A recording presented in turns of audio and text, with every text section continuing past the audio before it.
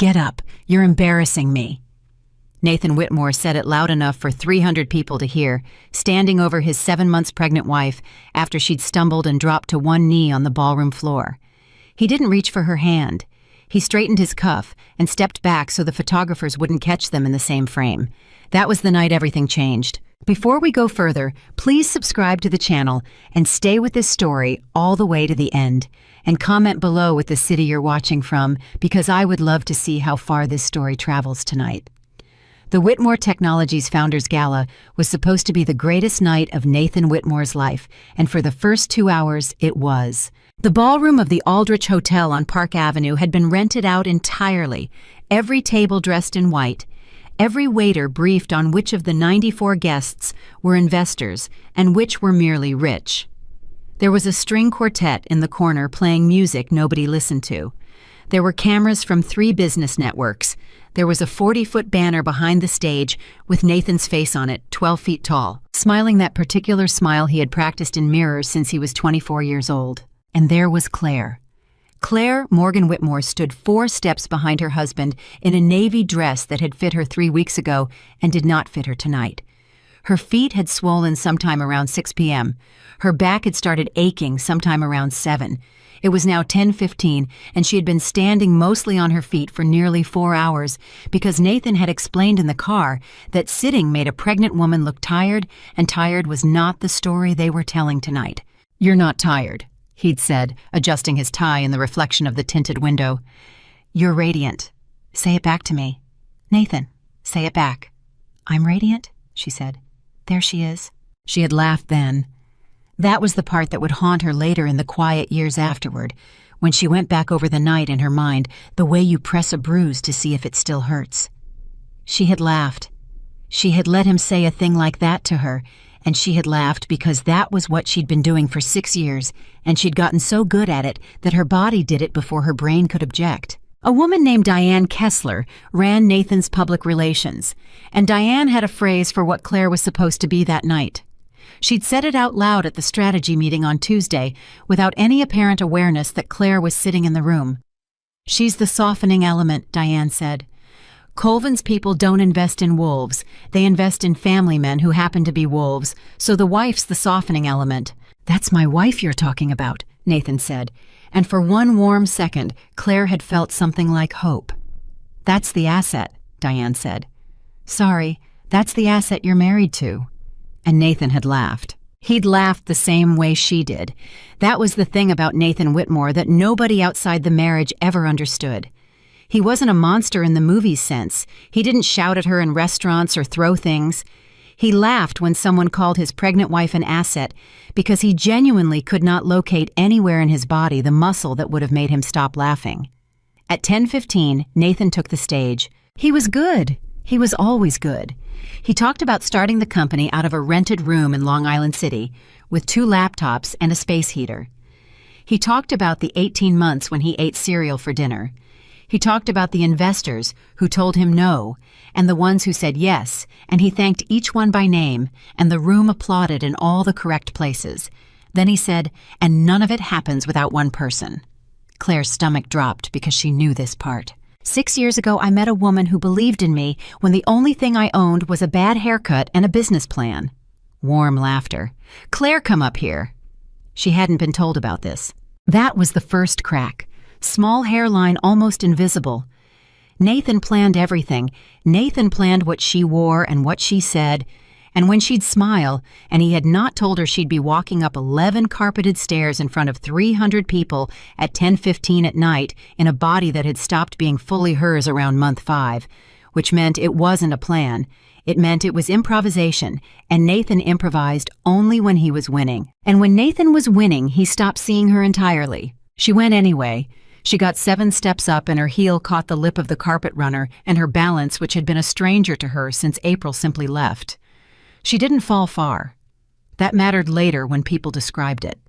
She went down onto one knee hard, and her hand slapped the stair, and the whole room made that sound a crowd makes that single shared intake of breath, 300 lungs pulling at once. And a man at table 9, a portfolio manager named Sam Ferreira, was already halfway out of his chair to help her. Nathan got there first. He got there first and he did not put out his hand. He stood over her, and his face did something that maybe 11 people in that room actually saw because it lasted less than a second before the smile came back. It was disgust. Not concern rearranged into disgust. Just disgust arriving pure and immediate the way a reflex arrives. "Get up," he said. "You're embarrassing me." Somebody's fork hit a plate. Claire looked up at her husband from one knee on the stairs with her hand under her belly and her ears roaring, and she said quietly, "Nathan, help me up." "Claire, I need your hand." "You're fine," he said. And then to the room with a laugh, "She's fine, everybody. Pregnancy, right? 2 more months of this." Nobody laughed. That was the second crack, and this one Claire actually heard like ice going on a lake. 300 people, and not one of them laughed. Nathan Whitmore had spent 20 years learning to read a room, and in that moment, the room went somewhere he could not follow, and instead of understanding it, instead of dropping to his knees beside his wife and letting it be the most human thing anyone saw all year, he got angry. She saw it land in him. She saw him decide the problem was her. Sam Ferreira reached her before her husband did. He was 61 years old, he had a bad shoulder, and he still got down on the stairs and put his forearm under hers and said, "Easy, easy now. I've got you. Any pain? Look at me. Any pain?" "I'm okay," Claire said. "You look at me and you tell me the truth." "I'm okay," she said again, and her voice broke on the second word, and Sam Ferreira, who had come to that gala to decide whether to put $90 million into Whitmore Technologies, heard it break. He heard it break, and he looked up at Nathan. Nathan was checking the cameras. That's what he was doing. His wife was being helped off the floor by a stranger, and Nathan Whitmore had turned his head to see whether the networks had gotten it, and when he saw that they had, he did the thing that ended him. He didn't know it ended him. He thought he was saving it. He put his hand on Claire's back, mid-stumble, and steered her the rest of the way up the stairs, and to the microphone he said, laughing, "Ladies and gentlemen, my wife, Grace personified." The applause was a scattering of noise. It died in about 4 seconds. Claire stood beside him under the lights, with her knee throbbing and her heart going like a bird in a box, and Nathan leaned into the microphone and said the second thing, the thing she would repeat later word for word in a room with lawyers in it. "I tell people all the time," he said, "behind every successful man is a woman asking how much longer this is going to take." Pause for a laugh that did not come. 6 years she's been asking. 6 years I've been saying just a little longer, honey, and tonight, he opened his arms to the banner to his own enormous face. "Tonight I get to say it's done. Look at it. Look what we built. We." He said we and Claire understood standing there in front of every person whose opinion Nathan had ever cared about that he did not mean her. He meant the company. He meant the men at tables 1 through 4. She was the woman asking how much longer she was the one holding him back. She was the punchline in the story of his own triumph, and he had said it into a live microphone while she stood there carrying his son. Something in Claire Morgan went very, very quiet. Not broke. People always said afterward that something in her broke that night and they were wrong, and she corrected them every time she heard it. Nothing broke. Something got quiet. Something that had been talking for 6 years, explaining and excusing and translating him into a language she could live with, just stopped talking. She put her hand flat on her belly, and she thought with total clarity, "You are never going to hear him talk to me like that. Not once. Not one time in your whole life." She did not cry. She turned to the microphone and she said, "Thank you all for coming." And her voice came out even and warm and completely ordinary, and she walked off the stage on her own down 11 steps without touching the rail. The room watched her go. Nathan kept talking. He talked for another 9 minutes. He was again very good, and it did not matter at all because every person in that ballroom was doing the same arithmetic, and the arithmetic went he wouldn't give her his hand. Claire made it to the corridor outside the ballroom before her legs started shaking. She got to the ladies' lounge and sat on the little velvet bench and put her face in her hands and did not cry, and a woman she'd never met came in and stopped. "Honey, I'm fine." "You're not," the woman said.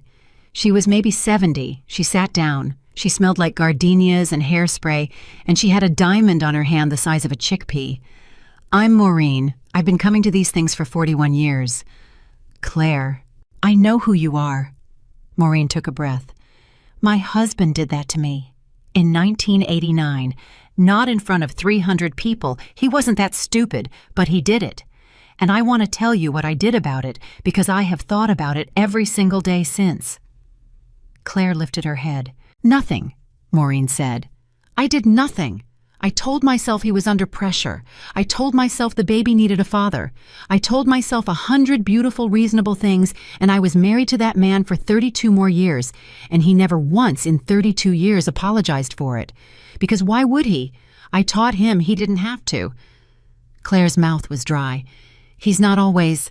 I know he's not always, Maureen said gently. Mine wasn't always either.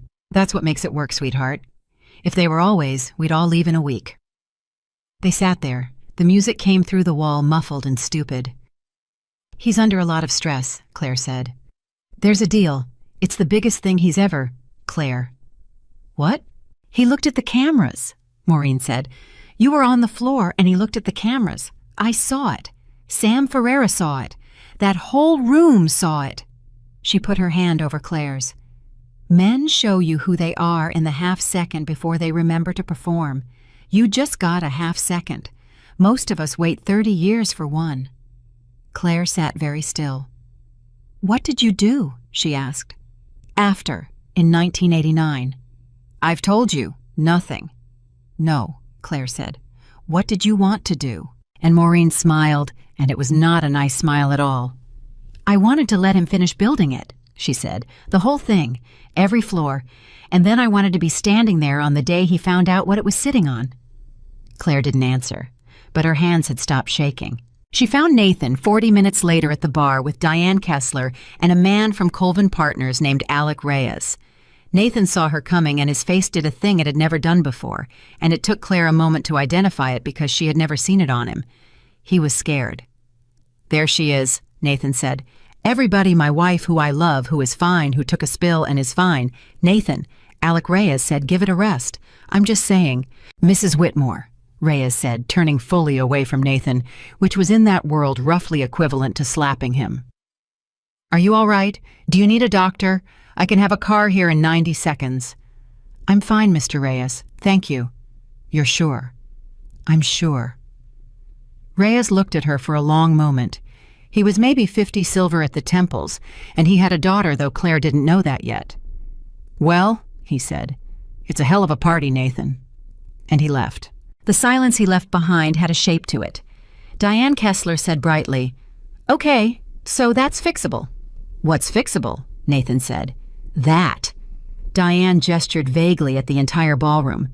The optics. We get a shot of the two of you leaving hand in hand. He's got his coat around her. We leak it to the Post tomorrow with a line about how he never left her side. He didn't leave my side, Claire said. Diane blinked. Right, exactly. He never got to my side, Claire said. There was nothing to leave. Nathan turned to her with his glass halfway to his mouth. Don't do this here. I'm not doing anything. You are doing the voice. What voice, Nathan? The quiet voice, he snapped. The martyr voice. The one where you don't say anything, and somehow I'm the... He stopped. He'd raised it. Two people at the bar had turned. He set his glass down very carefully and smiled at them and lowered his volume to something intimate and terrible. You fell, he said, on my stage, on the biggest night of my life, in front of Colvin. Do you have any idea what that costs me? Claire looked at her husband. Say that again, she said. What?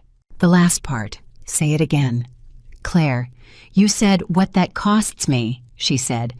I want you to hear yourself say it twice. I think that's fair. I think a person should get to hear a thing twice before they decide what it was. Nathan's jaw moved. I'm not doing this here, he said. No, Claire agreed. You're not. They rode home in silence for 11 blocks. Then Nathan said, I overreacted. Claire watched the city go by. There. Okay, I overreacted. I've been up since 4:30. Reyes has been sitting on this term sheet for 6 weeks, and tonight was the night, and I had 11 things going in my head at once, and you went down, and I panicked. You panicked? Yes. You panicked, Claire said, and the panic came out as you're embarrassing me. That's not fair. Nathan, when I fell, do you know what I thought about? For the whole second and a half I was going down. She turned to look at him. I thought about the baby. That was it. That was my whole entire brain. The baby. And then I looked up and I found out what your whole entire brain was. Don't. I'm not angry, she said. And the strangest part was that it was true. I want you to understand that. I'm not yelling. I'm not going to make a scene. I just found something out and I'm sitting with it. Found what out? Claire didn't answer. Found what out, Claire? That you didn't hesitate, she said. The car went another 4 blocks. I'll fix it, Nathan said. Tomorrow, I'll do a thing. Diane can put out a statement. And Claire started laughing. It scared him. She could see it scaring him in the reflection. She laughed until she had to hold her belly, and it wasn't hysterical, it was just genuinely, helplessly funny that his response to "you did not hesitate" was, Diane can put out a statement. What? Nathan said. What? Nothing, Claire said, wiping her eyes. Nothing. You're right. Have Diane put out a statement. They got home at midnight, and she went upstairs and he went into his study and shut the door, and Claire stood in the dark hallway of their brownstone with her hand on the newel post and listened to her husband make a phone call. The study door was oak. It was thick.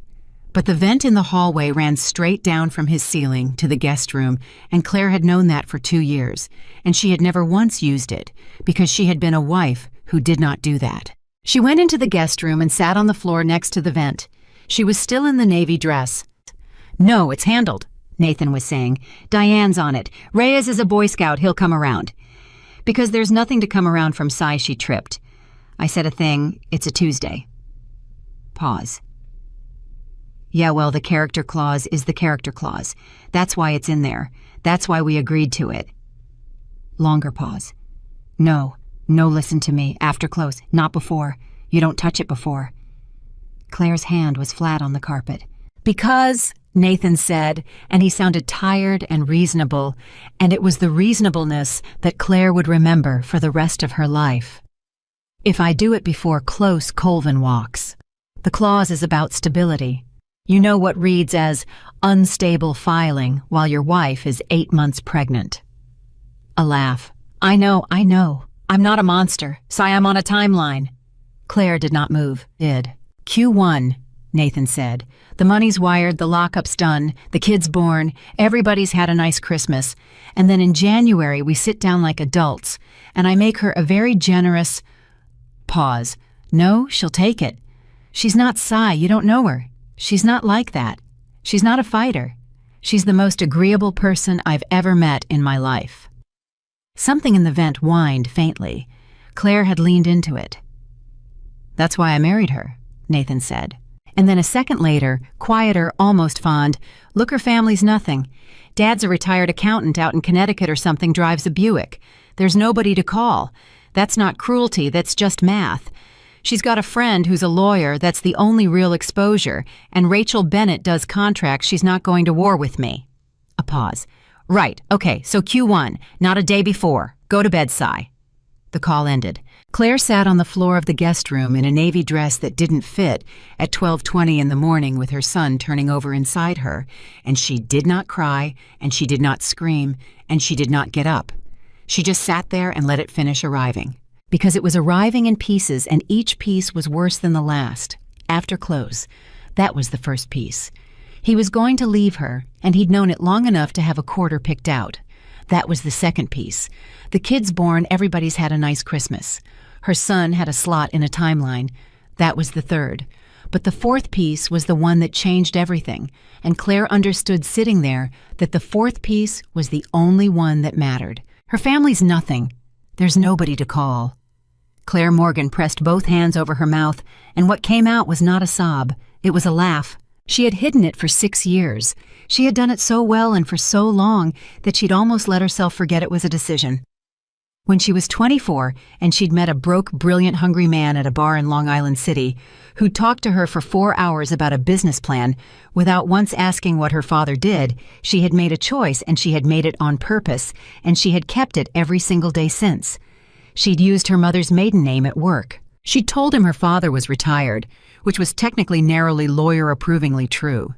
She'd let Nathan pay for a wedding he couldn't afford because he'd wanted to, and she had watched him hand over that check with so much pride in his face that she'd nearly told him the truth right there at the table. She hadn't, because she'd wanted one time in her life to be loved by someone who didn't know.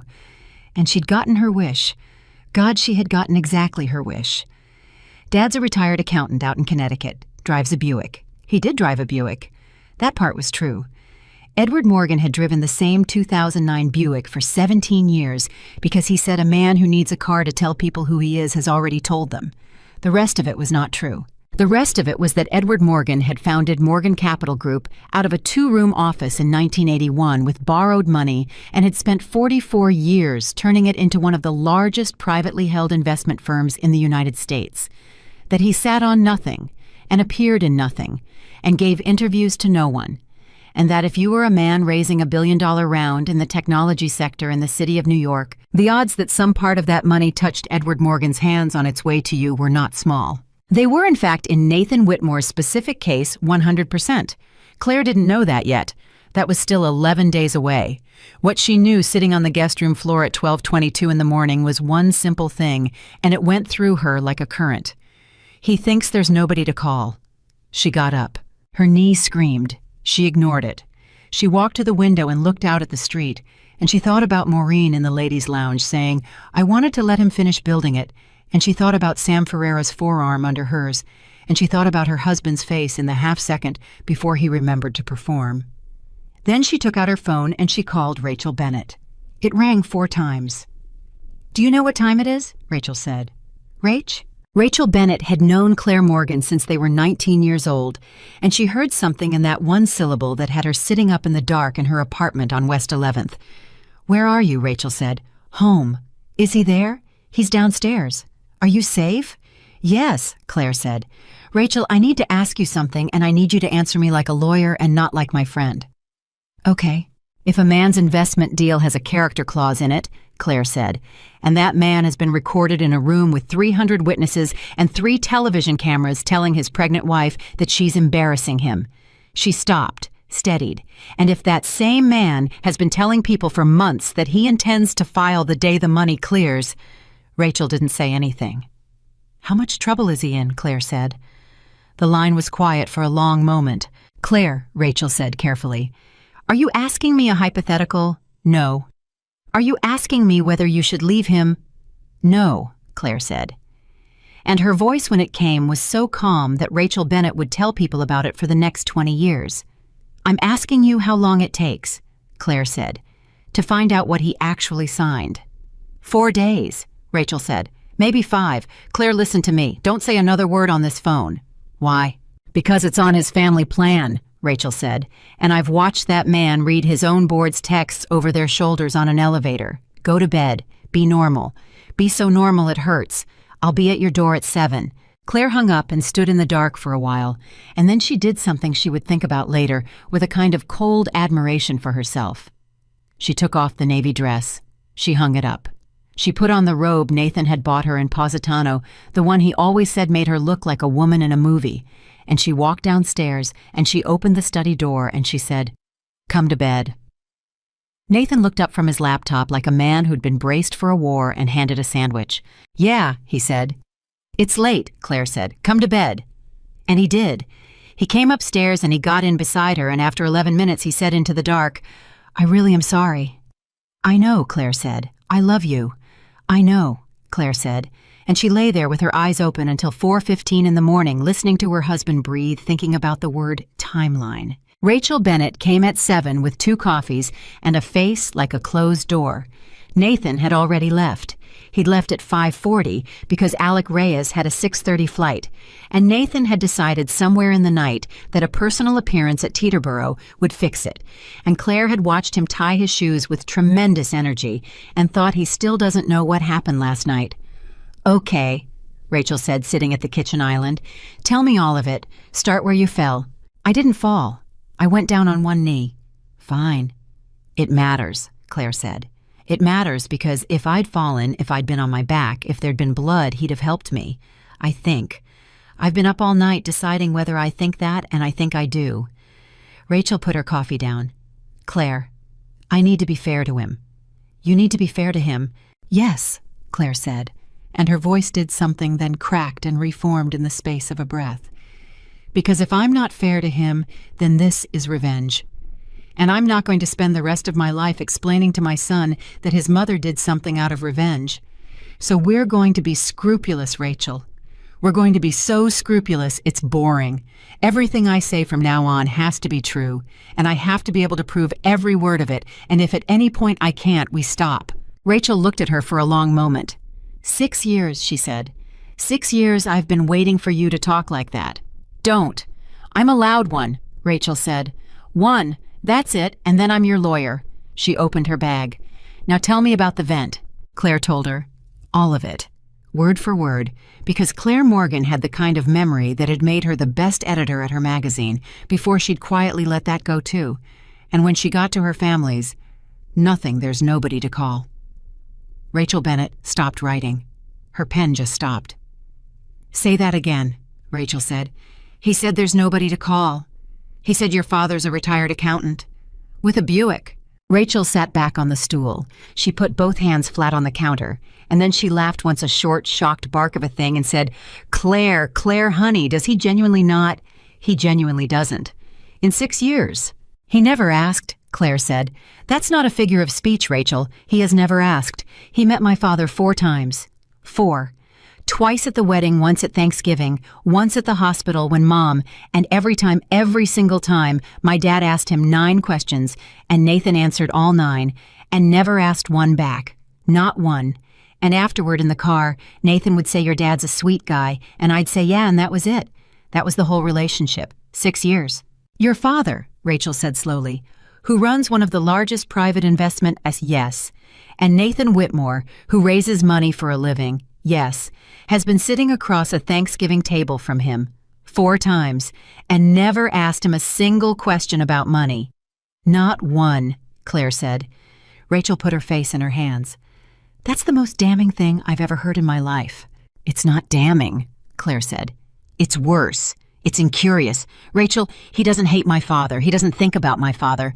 My father takes up exactly as much space in Nathan's head as the guy who does the windows." And Rachel Bennett, who had spent 19 years reading contracts written by men, said, "That's how it always is. They don't beat you. They just don't look at you. And one day they look up, and they've got a hole in the middle of their life, and they can't figure out where it came from." Claire didn't answer. "I need the term sheet," Rachel said. "I don't have it." "You have a study with a door that isn't locked." Claire looked at her. "No."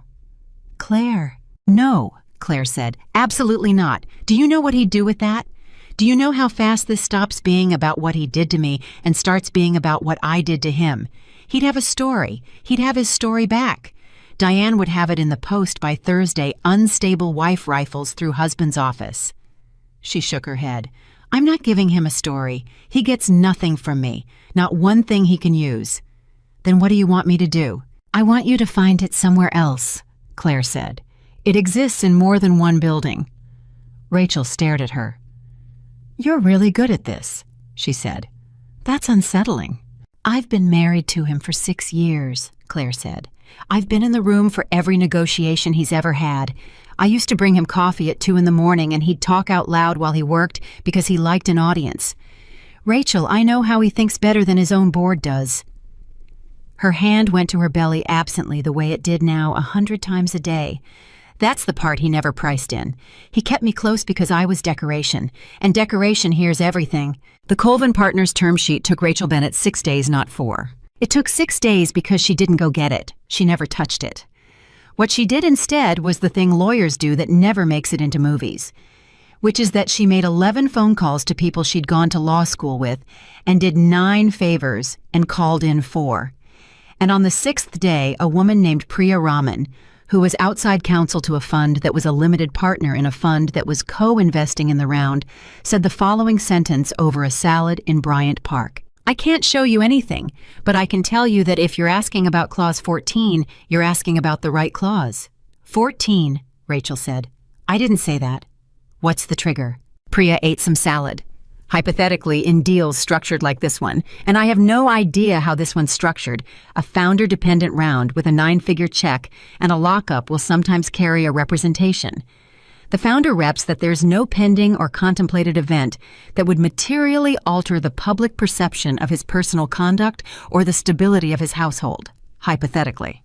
Rachel set down her fork. Contemplated, she said. Hypothetically. Not pending, contemplated. Rachel, Priya said, I really do have to get back. Priya, who wrote 14? And Priya Raman, halfway out of her chair, stopped. She sat back down. That's a strange question, she said. Is it? Because it's not a Colvin clause, Priya said. I'll tell you that much for free and then I'm leaving. Colvin doesn't write character reps. Colvin thinks character reps are unenforceable and embarrassing. That language came in from an LP. It came in late, it came in as a condition, and it came in from somebody big enough that Colvin took it into the dock without a fight, which is not a thing that happens to Colvin. She stood.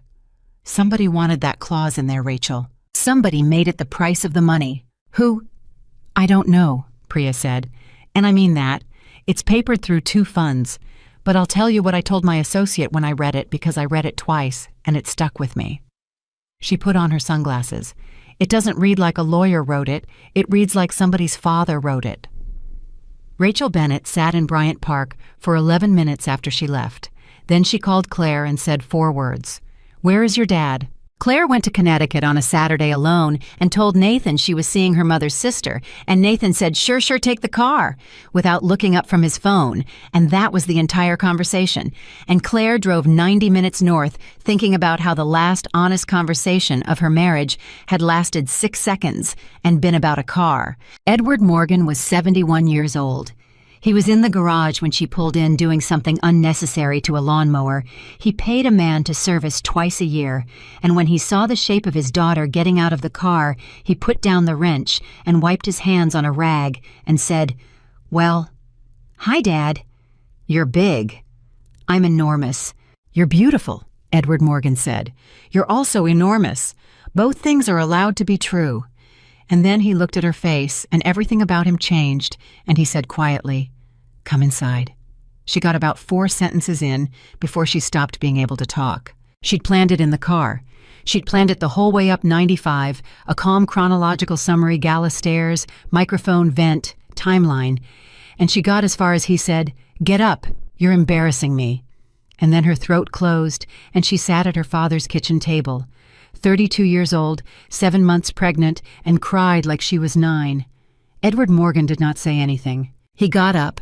He put this kettle on because that was what he'd done when her mother died, and it was what he did now, and he stood at the counter with his back to her so she could do it privately, which was the single kindest thing anyone had done for Claire Morgan in 6 years. And when she was finished, he brought her tea she didn't want and sat down across from her. Now, he said, from the beginning, and don't protect him. It took 40 minutes. When she got to the phone call to her family's nothing. There's nobody to call. Dad's a retired accountant, drives a Buick. Edward Morgan's hands, which had been folded on the table the entire time, did not move. Nothing about him moved. Claire had seen her father angry exactly twice in her life, and both times it had looked like this. Like a room where the temperature dropped 4 degrees and nobody could say why. Say the last part again, he said. Dad, the Buick part. Dad, don't. I'm not doing anything, Edward Morgan said. I'm listening to my daughter.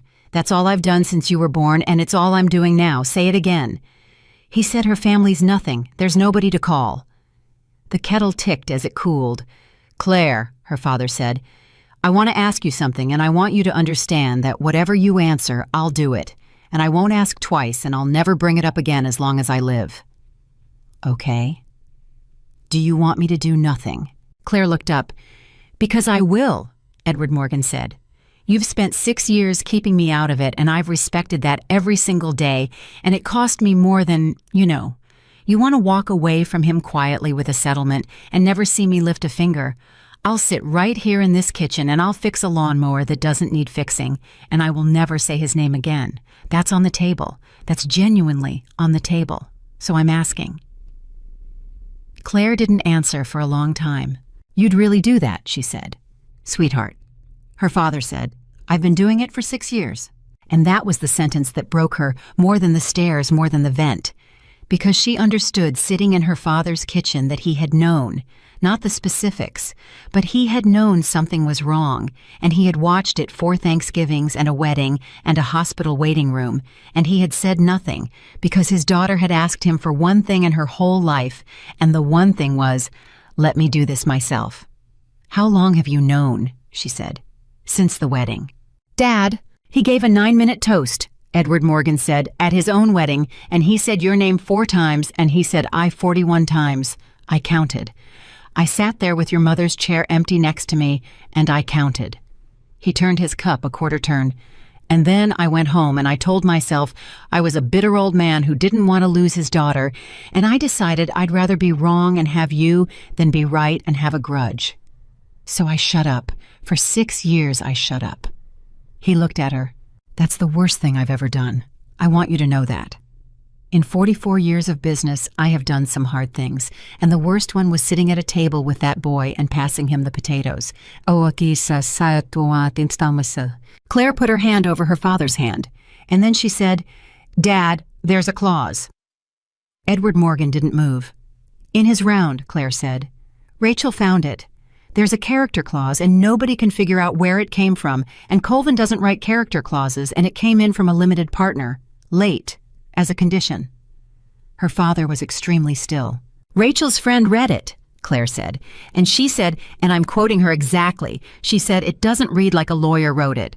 It reads like somebody's father wrote it." The clock on the wall went on, doing what clocks do. "Dad," Claire said. "Yeah." "Look at me." Edward Morgan looked at his daughter. "Did you write Clause 14?" she said, and her father, who had never once lied to her, said yes. Claire's ears rang. 19 months ago. Edward Morgan said, "A man named Cy Feldman came to a fund I'm in and asked for money for a rising technology company in New York. And I read the deck like I read 400 decks a year, and I got to page 11, and there was a photograph of the founder and his wife at a ribbon cutting." He stopped, started again. "And it was you. It was my daughter on page 11 of a pitch deck, and nobody in that room knew because you'd asked me and I'd promised. And I sat there in a conference room and looked at a picture of my own child and said, the market's interesting, send it to committee. Cheta! Dase. Oh my God! So I went home," Edward Morgan said, "and I did the only thing I could think of that wasn't breaking my word to you. I didn't block him. I want you to hear that. I never blocked him, not once, not $1. I could have. It would have taken one phone call, and he'd have never known why, and he'd have gone to his grave thinking the market turned on him." He shook his head slowly. "But that's not a test. That's just me deciding. So instead I put in a clause." "Dad, it's a door, Claire. That's all it is. It's a door with a sign on it that says don't. Any decent man walks past a door like that his whole life and never notices it's there. It doesn't cost him a thing. It only exists if you open it." He looked up. "I gave him 19 months of rope and a written warning he signed with his own hand, and I let it be up to him. That's the fairest thing I know how to do. And I'll tell you what I told your mother's photograph the night I wrote it. I said, if he's good, he'll never know this happened. And if he's not, he'll find out what he agreed to." Claire was crying again. She hated it. She couldn't stop. "Say the words," Edward Morgan said quietly. "The ones he said in the study. Dad, say them." "Her family's nothing," Claire whispered. "There's nobody to call." And Edward Morgan closed his eyes. 19 months, he said. "That boy has been spending my money." "Don't," Claire said. "Dad, don't. Not for me. I don't want Claire.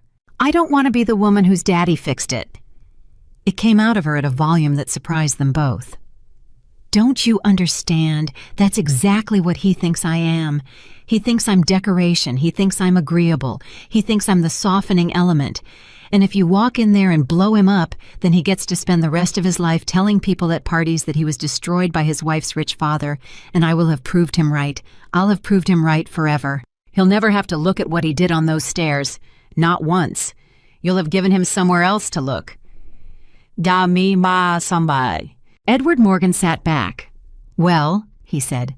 So no, Claire said. No, I'm not letting you save me. Okay, okay, okay, her father said. Then what do you want? And Claire Morgan wiped her face with the heel of her hand and said, I want him to do it himself. The kitchen was very quiet. Explain, Edward Morgan said. He's got a comeback event, Claire said. Diane's already building it. 2 weeks out, the Whitmore Foundation thing, 500 people, the whole board, Colvin all 3 networks. It's a rehabilitation. It's an apology tour with a step and repeat. And do you know what the centerpiece is, Dad? Do you know what the actual centerpiece of the evening is? You. Me, Claire said. He wants me on that stage. He wants me on that stage in a beautiful dress with his hand on my back telling 500 people that my husband is a good man who had a bad night. Her jaw set. He's going to hand me a microphone, Dad. In front of everyone he's ever wanted to impress, he's going to hand me a microphone because it has never crossed his mind not once in 6 years that I might use it. Edward Morgan stared at his daughter. And then he did something Claire hadn't seen him do since before her mother got sick. He smiled. Your mother, he said, would have liked that very much. I need it to be clean, Claire said. Everything I say has to be true and provable. No stolen documents, nothing off his laptop, nothing that isn't mine. Then it can't be the term sheet, Edward Morgan said. That's not yours. You put a stolen term sheet on a screen, you're a thief, and he's a victim, and the story's over in one news cycle. I know. So what do you have? I have what he said to me in front of 300 people, Claire said, which is on 3 networks. I have what he said to me in a car, which is nothing. And I have what he said on the phone in his study, which is a wife in her own house, Edward Morgan said, in a state that requires one party to consent sitting in her own guest room, hearing her own husband's voice through her own vent in a house she is on the deed of. Claire looked at him. You know this, she said slowly. Claire, her father said, I've been in business for 44 years. Everybody knows this. Was I recording? I have no idea, Edward Morgan said, and picked up his tea. Were you? Claire didn't answer. And Edward Morgan didn't ask again. They sat there in the kitchen, and after a while her father said, There's a problem with your plan. What? Your plan requires you to stand on a stage for 11 days first, he said, smiling, next to him, letting him touch you, letting him say my wife to a room. 11 days of being the softening element, Claire, when you know exactly what he is. He put down his cup. That's the hardest thing you'll ever do. That's harder than the stage. I've seen grown men, hard men come apart doing 4 days of that. I know. Do you? Dad, Claire said. I've done 6 years of it. Edward Morgan was quiet for a moment. Yeah, he said. I suppose you have. She got up to go. She'd been there 90 minutes. Nathan wouldn't be home until 8, and she'd be back by 6, and he wouldn't ask, and both of them knew he wouldn't ask, and that was the whole marriage in a sentence. At the door, her father said, Claire. She turned. When you're up there, Edward Morgan said, don't be angry. Anger's a gift, sweetheart. You give a man like that your anger, he'll spend it. He'll take it into a room with his PR woman and turn it into a story about a hormonal wife having an episode, and by Thursday, you'll be the villain of your own life. He was leaning on the doorframe. Be calm. Be so calm it scares them. Say true things in a normal voice. That's it. That's the whole thing. A man like Nathan can survive a screaming woman. He cannot survive a calm one. Okay? And Claire. Yeah, Dad. Edward Morgan looked at his daughter for a long moment. Don't call me, he said. Not that night. Don't look for me. Don't save me a seat. Don't tell Rachel to tell me when it starts. You do it yourself exactly like you said. It's yours. Claire nodded, and her eyes were wet, and she said, Thank you. And her father said, But if that boy takes that microphone out of your hand... He stopped.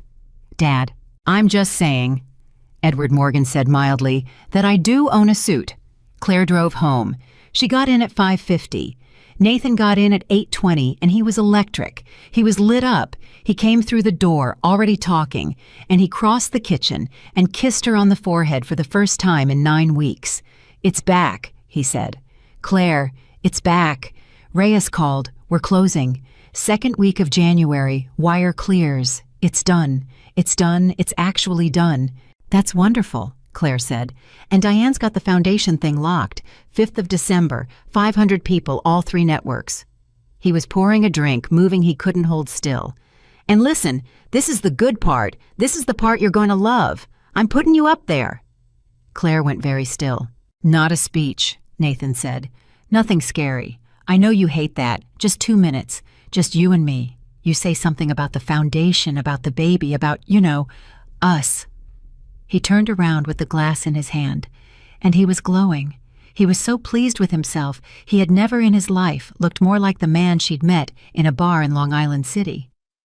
It kills the whole story dead. Reyes sees it, the board sees it, the networks see it, and the gala's gone. It never happened. Claire looked at her husband. You want me to speak? She said. 2 minutes, 3, whatever. On the stage. Yeah. With a microphone, Claire said. Baby. Nathan said, laughing. It's not a hostage situation. It's 2 minutes. You'll be great. You're always great. That's the whole point of you. He heard it. For one single second, Nathan Whitmore heard the thing that came out of his own mouth, and something crossed his face, and Claire watched it cross, and she watched him decide it was fine. You know what I mean? He said. And Claire Morgan smiled at her husband and put her hand on her belly and said in the warmest, most agreeable voice she owned, Of course I do, Nathan. 2 minutes, 11 days. That was the number Claire Morgan carried around in her chest like a stone, and it was worse than she'd expected, and she had expected it to be bad. Day 1 was easy, because on day 1, Nathan was still so happy about Reyes that he didn't need anything from her. Day 2, he brought home a dress in a garment bag and hung it on the closet door and said cream. Diane says cream reads as forgiveness. And Claire said, that's nice, and went and stood in the bathroom with the water running for 4 minutes. Day 3, Diane Kessler emailed her the speech. Diane. It was 640 words. It had been written for her by a woman who had called her an asset in a conference room, and it was, Claire had to admit, extremely good. It talked about the foundation. It talked about the baby. It had a joke about swollen ankles that landed. And in the 4th paragraph it said, Nathan and I have been through the fire together, and I want you all to know that the man you read about last month is not the man I go home to. Claire read that sentence 11 times. Then she wrote back, This is beautiful, Diane. Thank you for taking the time. And Diane wrote back, Learn it cold. He'll want it word for word. Day 4. Nathan made her rehearse it in the living room. That was the first one that nearly broke her. He stood by the fireplace with his phone out running a timer, and he made her do it 3 times. And after the 2nd time he said, You're rushing the joke. Land the joke. Diane worked hard on the joke. Sorry. Don't be sorry, just land it. Okay. And when you say the man I go home to, look at me. Don't look at the room, look at me. That's the shot. Okay, Claire said. And Nathan said, God, you're good at this. You know that you're better at this than half my board. Claire looked at her husband holding a stopwatch on his own wife, and she said, I've had a lot of practice. He didn't hear it. He was already scrolling. Day 5. Her son kicked so hard she had to sit down on the stairs, and she sat there with both hands on her belly and whispered, I know. 11 more days, 6 more days. Hang on. Day 6 was when the trap arrived. Nathan came home at 7 with a folder, and he was casual about it, so casual, and that was how Claire knew. He'd been casual about the wedding prenup, too. He'd been casual about everything he'd ever needed her to sign. Oh, he said, setting it on the counter like a takeout menu. Sign needs a signature. Spousal thing, it's nothing. What is it? Consent for the lockup, Nathan said, opening the fridge. Because we're married, the shares are technically community adjacent, so their diligence people need a piece of paper saying you're not going to, I don't know, sell my stock out from under me. He laughed. Which, please be my guest, you'd have to know the ticker. Sure, Claire said. I'll look at it tonight. Nathan's head came out of the fridge. Look at it. Yeah. Claire, it's a form. Then it'll take me 5 minutes, she said, and smiled and went upstairs with it. She photographed all 9 pages in the guest room with the door locked and sent them to Rachel Bennett at 7:41 p.m. Rachel called at 8:04. Do not sign that. Claire sat down on the bed. Tell me. Page 7, Claire. Page 7, paragraph C. Rachel's voice had gone somewhere Claire had never heard it go. It's not a consent. I mean, it is pages 1 through 6 are exactly what he said. It's boilerplate, it's beautiful, it's bait.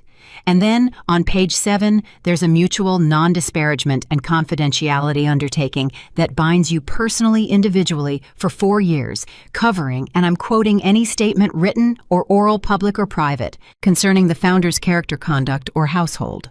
The room tilted a little. "Say the last part again," Claire said. "Character, conduct, or household. That's his clause." "That's his clause," Rachel said. "Claire, that's clause 14, turned inside out and pointed at you. He's not papering the deal. He's papering you. Somebody looked at what he agreed to in that round and looked at his wife and figured out that the only person on this earth who can break his rep is the person he made it about." Claire's hand was over her mouth. "Was it Cy?" she said. "Does it matter?" "Yes," Claire said. "It matters a lot, actually. It matters whether my husband is a man who got bad advice or a man who took it." There was a pause on the line. "He initialed it," Rachel said quietly. Page 7's got his initials in the margin. He read it, Claire. He read that page and he initialed it. And then he walked into your kitchen and said, "It's nothing."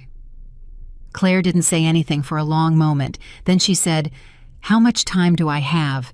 "Before what?" "Before he asks again." 12 hours, Rachel said. "Maybe 18. Claire, listen. If you refuse outright, he knows. He knows something's wrong, and he pulls you off that stage and puts Diane's script in somebody else's mouth, and you spend the rest of your life being the wife who wasn't there. And if you sign it, if I sign it, I can't say a word for 4 years. You can't say his name for 4 years. Claire looked at the ceiling. Then she said, "I'm going to sign it." "Claire?" "I'm going to sign it," Claire said in January. Silence. "Oh," Rachel said. "He wants to close in January," Claire said. "He wants to file in January. He told Cy Feldman Q1 not a day before. So I'm going to be the most agreeable woman in the state of New York about this, Rachel. And I'm going to tell him I'll sign it the second the wire clears because I don't want to be involved in anything that could complicate his round." She was almost laughing. "I'm going to tell him I want to protect him." "He'll buy that," Rachel said slowly. "He'll buy that because he's been buying it for 6 years," Claire said. "That's what I am, Rach. I'm the woman who protects him. That's my entire product." She went downstairs at 8:30 and found her husband eating cold pasta over the sink. "So I read it," she said. "And, Nathan, I don't want to sign anything before the round closes." He put the fork down. "Why?" "Because I'm scared," Claire said, and her voice did the thing, the small wobble, and she hated how easy it was. She hated how fluent she was in this. "Because it's got my name on it, and it's got the word disparagement in it, and if anybody at all ever found out that you had your pregnant wife sign a gag order 3 weeks after the gala." She stopped, wiped her eye. "Nathan, they'd bury you. Diane would have a heart attack. I'm not letting them do that to you." Nathan Whitmore stared at his wife, and then his whole face changed and he crossed the kitchen and took her by the shoulders and said with real feeling, with actual moisture in his eyes, "That's the smartest thing anybody's said to me in a month." "Yeah, Cy's an idiot," Nathan said. God, you're right. You're completely right. That's a disaster waiting to happen. January. We do it in January when nobody's looking." He kissed the top of her head. "You know what you are. You're the only person in my life who protects me." And Claire Morgan stood in her kitchen with her husband's arms around her and her son turning over inside her, and she said into his shirt, "Somebody has to, day 7, day 8, day 9. 9 was the worst. On 9, he had a photographer come to the house. 2 hours of Nathan's hand on her belly, Nathan laughing at nothing, Nathan looking down at her with an expression of such tenderness that Claire at one point forgot. That was the thing nobody warns you about. She forgot for about 4 seconds. She looked up at her husband's face, and something in her body went, "Oh, there you are." And then he broke eye contact and said over her head, "Can we get one where she's not squinting?" She went upstairs afterward and sat on the bathroom floor for 20 minutes. Then she got up and ran the speech again out loud and landed the joke. Day 10. Sam Ferreira called her. Not Nathan. Her. "Mrs. Whitmore, this is Sam Ferreira. I don't know if you picked me up off the stairs," Claire said. Yeah, well, he cleared his throat. How's the knee? It's fine. How's the rest of it? Claire stood very still in her own hallway. Mr. Ferreira, she said, why are you calling me? Because I've been in this business 34 years, Sam Ferreira said, and I've never in my life called a founder's wife, and I've picked up the phone to call you 11 times in the last 3 weeks and hung up. A breath. My firm's in the round, Mrs. Whitmore. Not the lead, but we're in it, and I have a vote, and I've got a call on the 9th where I have to use it, and I'm going to tell you something, and then I'm going to hang up and never mention it again. Okay? If you get up there on the 5th, he said, and you say the words that woman wrote for you, I'm voting yes, because that's my job, and I'll have no reason not to. He paused. And I want you to know that I'll hate it. That's all. That's the whole call. Good night, Mrs. Whitmore. He hung up. Claire stood in the hallway with the dead phone in her hand for a long time. Then she went and got the cream dress out of the bag and hung it on the door where she could see it from the bed. The 5th of December. The Whitmore Foundation, winter benefit at the Aldrich, in the same ballroom which had been Diane Kessler's idea and was, Claire admitted, genuinely brilliant. We don't hide from the room, we take the room back. 540 guests, the full board, Colvin Partners at Table 1, 3 networks and a live stream, because Diane wanted the raw footage out of anyone else's hands. Nathan was magnificent that night. That was the truth, and Claire would tell it that way for the rest of her life. He worked that room for 90 minutes, and he was warm and funny and self-deprecating, and twice she heard him say, I had a bad night, and I've thought about it every day since, and people forgave him. She could see it happening. She could see forgiveness moving through that ballroom like weather. At 7:52, he shook a man's hand at the edge of Table 4 and said, Thanks so much for coming out, sir. Really, it means a lot. The man said, Wouldn't have missed it. And Nathan moved on. He moved on, and he never looked back, and he did not ask that man's name because that man was 71 years old and wearing a suit that was 15 years out of style, and Nathan Whitmore had 540 people to get through. At 8:40, Diane found Claire by the service door. You okay? I'm fine. You're gray. I'm 8 months pregnant, Diane. Diane Kessler looked at her for a second too long. Then she said, 3 minutes, then it's you. Just the script. Land the joke. Land the joke, Diane said. And then she didn't move. Claire looked at her. Was there something else?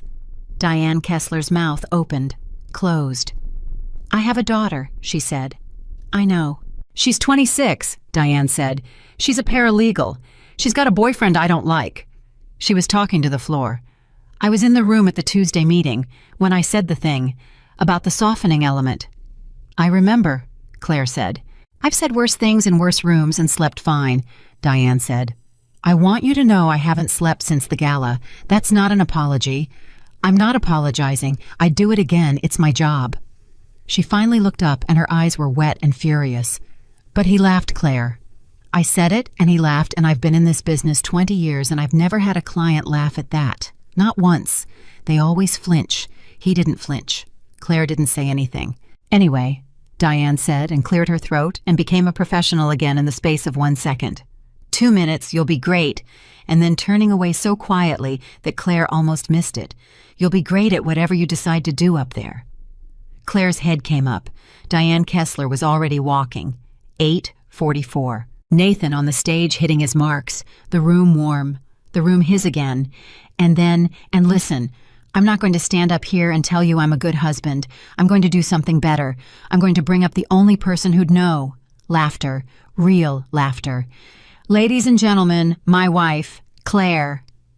540 people stood up. They stood up for her. That was the part nobody could have planned for, and nobody could have stopped.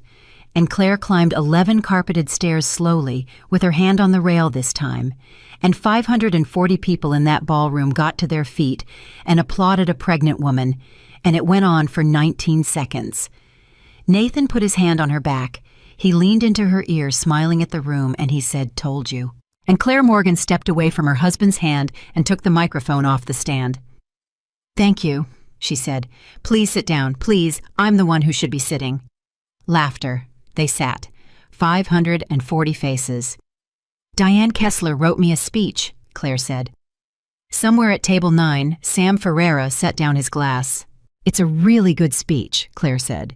"It's 640 words, and I've known it cold since Tuesday, and there's a joke in it about my ankles that works every time. And the last line of the 4th paragraph says, 'The man you read about last month is not the man I go home to.'" She looked at the room. "I'm not going to say it," she said. "I'm sorry, Diane, it's a beautiful sentence. It just isn't true." Nobody moved. Nathan's smile stayed exactly where it was, and Claire could feel him beside her, could feel the heat coming off him, and she did not look at him. "On the 24th of October, Claire said, "in this room I went down on one knee on those stairs. Some of you saw it. My husband was 4 feet away from me. He didn't give me his hand. He said, 'Get up, you're embarrassing me.'" She paused. "There are 3 cameras in this room right now, and there were 3 that night, so nobody has to take my word for it. That's all on tape. You can go watch it in the parking lot in 90 seconds. Her voice was completely level. That was the thing people talked about for years afterward. She sounded like a woman reading a weather report. "Here's what you didn't see," Claire said. "That night when we got home, my husband went into his study and made a phone call, and I sat down on the floor in the room above it in my dress, and I listened to it through the vent." The temperature in that ballroom dropped.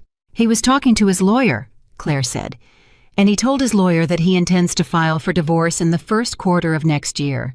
Not because of anything I've done. He was very clear about that.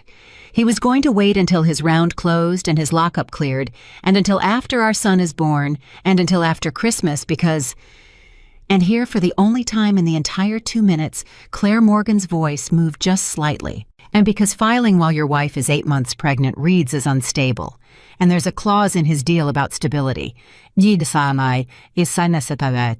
Somebody at table 3 said out loud, 'Jesus.' He said, and I'm quoting my husband exactly, 'I'm not a monster, Cy. I'm on a timeline.'" Nathan moved. He moved fast, and he got one hand on the microphone, and he said into it, laughing, "Okay, folks, my wife is 8 months." Claire didn't let go. She didn't fight him. She didn't pull. She just held on, and she turned her head, and she looked at her husband for the first time since she'd taken the stage, and she said quietly, but the mic caught it. The mic caught every syllable and put it into 540 pairs of ears. "Nathan, give me your hand or take it off the microphone. Those are the only 2 things you're allowed to do right now." Nathan Whitmore let go. Later people would argue about why. Some said he panicked. Some said he calculated. But Diane Kessler, who was standing 30 feet away with her whole career on fire, always said the same thing, and she said it flatly, and she never elaborated. He let go because 500 people were watching him hold on to a pregnant woman, and he finally saw the shot. Claire turned back to the room. "I have one more thing," she said, "and then I'll get off the stage. I promise my back is killing me." And a few people laughed. That was the horror of it. A few people actually laughed out of pure nervous reflex, and Claire let them. "9 days ago," she said, "my husband handed me a folder in our kitchen and told me it was a form. It was a consent for his lockup. Pages 1 through 6 are exactly what he said they were. On page 7, paragraph C, there's a 4-year gag order binding me personally from making any statement, public or private, about his character, conduct, or household." She paused. "His initials are in the margin." He read it, and then he came into my kitchen and said it's nothing. She looked out at table 1 where Colvin Partners had gone the color of milk. "I didn't sign it," Claire said, and a man at table 4 said, "Let her finish." It wasn't loud. It was an old man's voice, dry and calm from a table with no name cards that mattered, and it cut through that ballroom like a dropped plate. Nathan turned toward it, annoyed, ready to charm it, and then he stopped. Because Alec Reyes had turned around too. Alec Reyes of Colvin Partners had stood up, and Nathan Whitmore watched with total incomprehension as the man who was about to wire him 9 figures got out of his chair at table 1 and buttoned his jacket for a 71-year-old man in a bad suit. "Mr. Morgan," Alec Reyes said. Nathan's head turned very slowly toward his wife. "Nathan," Claire said into the microphone, and now her voice was gentle, and that was the worst thing about it. It was actually gentle. "You've met my father 4 times. The ballroom did not make a sound. "He came to our wedding," Claire said. He sat at Thanksgiving with you. He was in the waiting room with you when my mother died. You've shaken his hand 5 times, including 48 minutes ago at that table, and you called him sir, and you thanked him for coming, and you walked away." She stopped. Let it sit. "You never once asked him what he did." Nathan's mouth opened. "His name is Edward Morgan," Claire said. "He founded Morgan Capital Group in 1981. Nathan, he's an LP in your round." Something happened to Nathan Whitmore's face that no camera in that room quite captured, and there were 9 of them. 19 months ago, Claire said, a deck with your name on it crossed my father's desk, and on page 11 there was a photograph of me, and he sat in that room and said nothing because I asked him 6 years ago to let me have a life he wasn't in. He kept that promise every day. He never blocked you, not $1. Her hand went to her belly. "But he did do one thing. He asked for a clause." Nathan Whitmore whispered no. "Clause 14, Claire said. The character rep. The one Colvin thinks is embarrassing and took anyway because of who asked. Nathan, you signed it 19 months ago. It's a door, that's all it is. It's a door with a sign on it that says don't." She looked at him. "A good man walks past it his whole life and never knows it's there. It doesn't cost him anything." And then Claire Morgan said the last thing. "You told Cy Feldman that my family was nothing," she said. "You said there's nobody to call." She put the microphone back on the stand. "There was somebody to call," she said. "You just never asked." She walked down the 11 stairs on her own. Edward Morgan was standing at the bottom of them. He had not moved from a table 4 all night. He had not saved her. He had not lifted a finger, and he stood at the bottom of those stairs with his hands at his sides and did not reach for her because his daughter had asked him not to. And Claire got to the last step and looked at her father and said, "Dad." And Edward Morgan said, "I've got you." Then he put out his hand. She took it. And that was the photograph. That was the 1 out of 9 cameras and 540 phones that ran on every front page in the country by Sunday. And it wasn't Nathan on the stairs, and it wasn't Claire at the microphone. It was a 71-year-old man in a bad suit holding his daughter's hand. Behind them on the stage, Nathan Whitmore was still standing under his own name in 12-foot letters, saying to no one in particular in a voice that kept climbing, "Okay, everybody hang on a second." Nobody hung on. Alec Reyes was already at the coat check with his phone to his ear. Sam Ferreira had been on his feet since the word timeline, and when Claire passed table 9, he said, "Mrs. Whitmore." And she stopped, and he said, "I've got a call on the 9th. "I know," Claire said.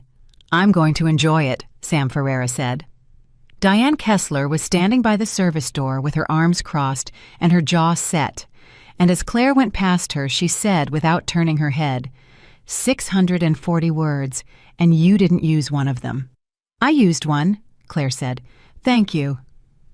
Diane Kessler laughed. It came out of her like something breaking loose. "I quit at 9:02, she said.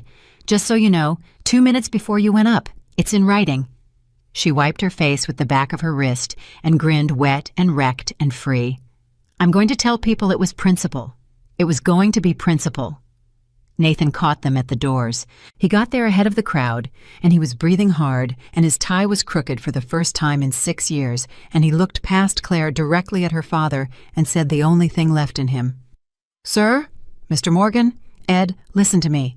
This is a misunderstanding. There's context here. There's a whole context if you'd just give me 10 minutes. Edward Morgan looked at him. And Nathan kept going faster now, and here it was, the thing Claire had known would come, the thing she'd told her father about in a kitchen in Connecticut, with her whole heart breaking. "And honestly, sir, with respect, this is a family matter, and you coming in here tonight and doing this to me in front of my board, in front of my investors?"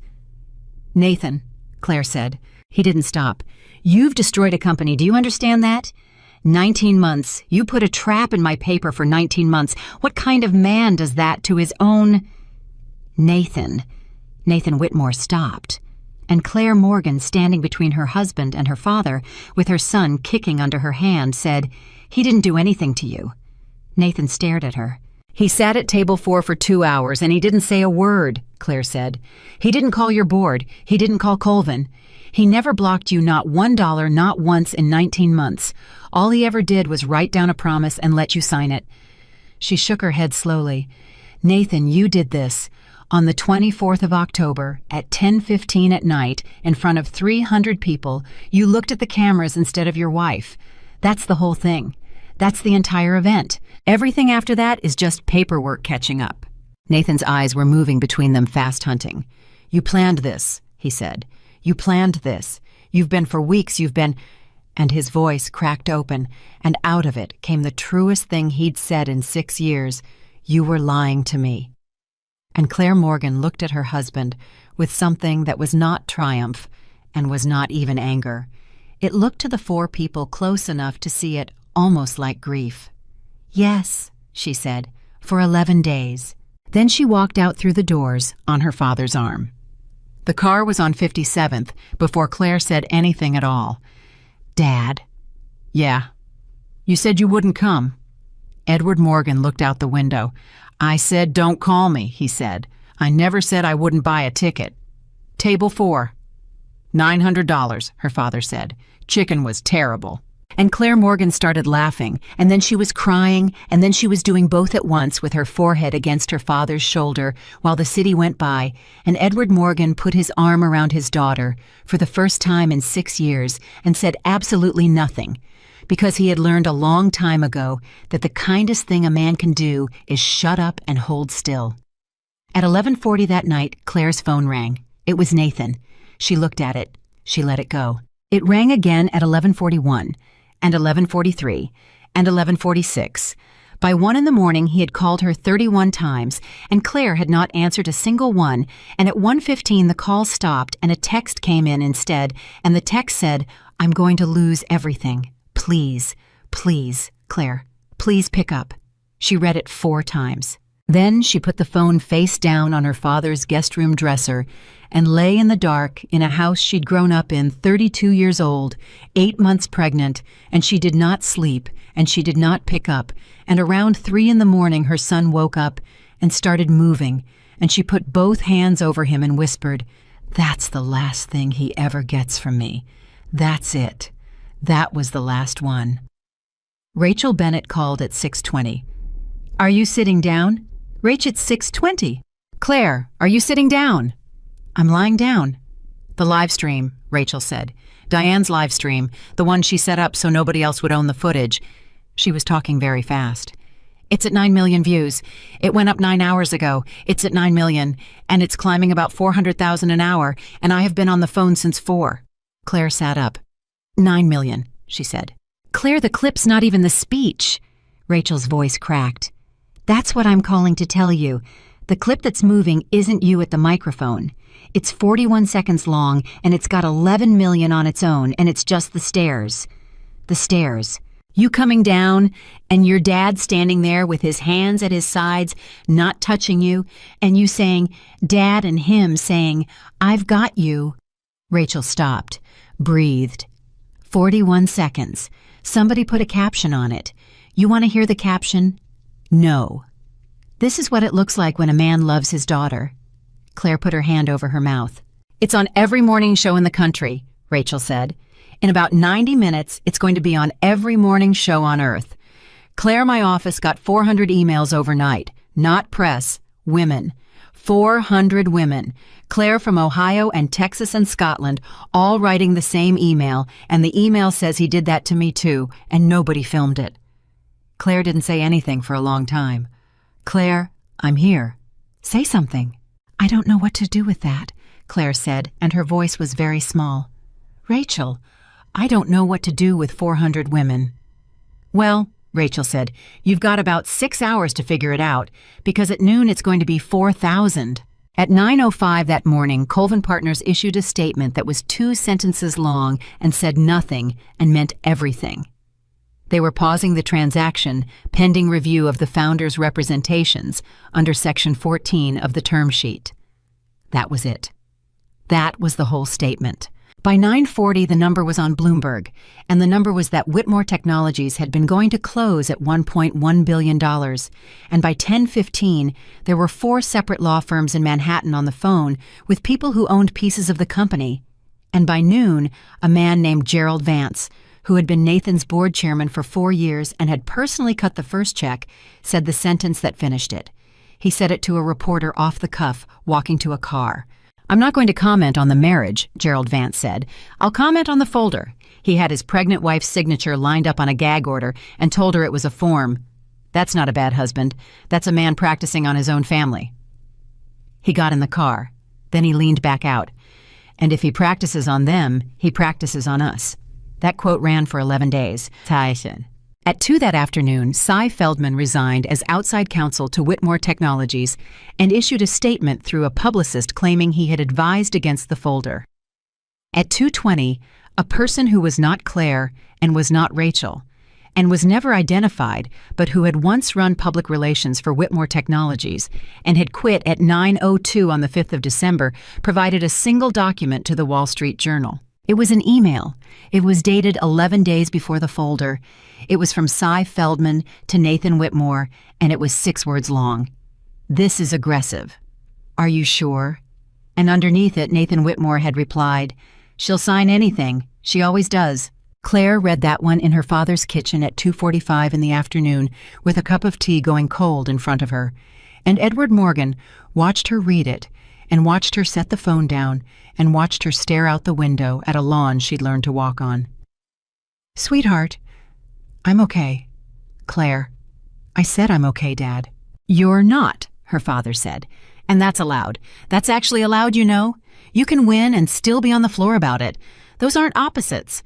Half the men I've known spent their whole lives thinking those were opposites, and they all died confused." Claire's chin went. 6 years, she said. "I know. 6 years, Dad. And it turns out the whole entire time I was—" She stopped, started over. "You know what hurts? It's not the folder. It's she'll sign anything she always does. Because he's right." Her voice broke wide open. "He's right. I did. For 6 years, I signed anything he put in front of me. I said yes to everything I made myself so easy to be married to that he stopped being able to see me. And I did that, Dad. Nobody did that to me. I did that. I made myself into a thing you could put in a folder." Edward Morgan sat down across from his daughter. "Can I say something?" he said, as an old man and not as your father. "Sure. You didn't make yourself easy," he said. "You made yourself safe. Those look identical from the outside, and they are nothing alike." He turned his cup a quarter turn the way he always did. "You met a man who was starving, and you decided you'd never be one more thing that took from him. That's not weakness, Claire. That's the most generous thing I've ever watched a person do, and it went on for 6 years, and he ate every bit of it and asked for more, and that is not a mark against you. That's a mark against him." "Dad?" "I'm not finished," Edward Morgan said. "You want to know what you actually did wrong. One thing, you gave him the benefit of the doubt 100% of the time, and no human being on this earth deserves 100%. He looked up at her. "Give the next one 90. Keep 10 for yourself. That's the whole lesson. That's all I've got, and it took me 44 years and your mother to learn it." Claire wiped her face. "There isn't going to be a next one," she said. "Sure," her father said. "I'm just saying keep the 10. At 4 that afternoon, Nathan Whitmore did the interview. Nobody could stop him. He didn't have Diane anymore. He didn't have Cy. He had a publicist he'd hired that morning off a Google search, and he sat down at 4 p.m. in his own living room in a brownstone he no longer had the cash flow to keep, and he did 11 minutes on national television, and those 11 minutes ended him more completely than his wife ever could have. He was charming for the first 6. He was contrite. He was rueful. He said, "I've thought about that night every single day." He said, "I was under a pressure I'm not going to describe because it sounds like an excuse." He said, "My wife is an extraordinary woman." And at 6 minutes and 40 seconds, the interviewer said, "Mr. Whitmore, do you regret the folder?" "I regret how it was characterized." "That's not what I asked. It was a standard. Do you regret it?" And Nathan Whitmore said, "It was a piece of paper, and if my wife had come to me like an adult instead of taking it to a stage, he caught it. He caught it about 1/3 of a second late, and he tried to swallow it, and he couldn't, and everybody in America watched him not be able to. Instead of taking it to a stage," the interviewer repeated. "That's not, sir, that was your stage. You invited her onto it." And Nathan Whitmore, live on camera in his own living room, said the sentence that got turned into a ringtone. "I invited her onto it to help me. The interview ran for 4 more minutes. Nobody remembers those 4 minutes. At 6 p.m., the Whitmore Technologies board met by phone for 19 minutes. At 6:20, Nathan was placed on administrative leave from the company he had founded in a rented room in Long Island City with 2 laptops and a space heater. At 6:22, he called his wife for the 32nd time. And this time, Claire picked up. She didn't plan it. That's the part she never could explain to anybody afterward, not to Rachel, not to her father, not to the therapist she saw for 2 years. She was standing at her father's window watching it get dark, and the phone rang, and her hand just did it. "Claire?" "Hi, Nathan." He started crying immediately. It was instantaneous, and it was total, and Claire stood at that window and listened to her husband come apart, and she felt her own eyes go hot, because it turns out you can know exactly what a man is and still have 6 years of your nervous system reaching for him. "They took the company," he said. "Claire, they took my company. Gerald called me. Gerald." He said the words administrative leave to me. I built the whole... He stopped, breathed. I'm sorry. That's not why I called." "Why did you call?" "Because I'm sorry," Nathan said. "Claire. God. Claire, I'm so sorry." And there it was. Claire closed her eyes. "For what?" she said. "What? You said you're sorry. I'm asking what for." "For all of it," Nathan said. "For everything, for the gala, for the folder, for..." "Nathan," Claire said. "Name it." Silence. "Name one thing," she said. "One. Not all of it, not everything. One specific thing that you did with your body on a specific day that hurt me. That's it. That's the whole test, and you've got as long as you want." The line was quiet for 11 seconds. She counted them. "I said get up," Nathan said. "Okay," Claire said. "Good. Yes. And then what?" "And you were on the floor.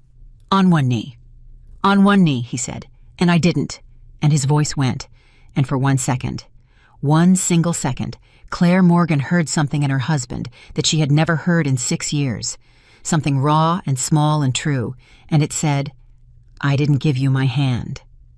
Claire put her forehead against the cold window. "Yeah," she said. "Claire, I don't know why I didn't. I've thought about it for 6 weeks. I've thought about nothing else. I stand in the kitchen, and I try to remember what I was thinking, and there's nothing there. There's just nothing there. There's a hole. I looked at you, and there was a hole where the thing should have been." "I know," Claire said quietly. "I saw it." "Help me," Nathan said, and Claire opened her eyes. "There it is," she said. "What?" "You got 9 seconds," she said. "Nathan, you got 9 actual seconds of being a person, and then you said help me." She was not angry. She sounded in that moment unbelievably tired. "That's what I mean. That's what I've been trying to tell you for 6 weeks, and I never had the words. It's not that you're cruel. You're not cruel. It's that everything has to come back around to you inside about 10 seconds or you can't hold on to it. That's not fair." "Your son," Claire said. "What?" "You haven't asked about your son," Claire said. "Nathan, it's 6:25 in the evening on the 6th of December. We've been on the phone for 4 minutes, and you have not asked me one question about the baby." The silence on that line went on for a very long time. "How is he?" Nathan said. "He's fine," Claire said. "I'm hanging up now." "Claire, I'm not doing this to punish you," she said. And she meant it. She meant every word, and that was what made it unsurvivable. "I want you to understand that. I'm not angry. I'm not getting anything out of this. I'm just done, Nathan. That's all it is.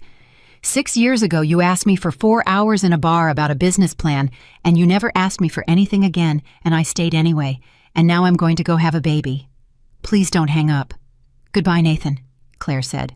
And she hung up on her husband for the first time in 6 years, and then she stood at that window and shook for about 40 seconds, and then she went downstairs and ate a sandwich her father made her because she was 8 months pregnant, and the baby didn't care about any of it.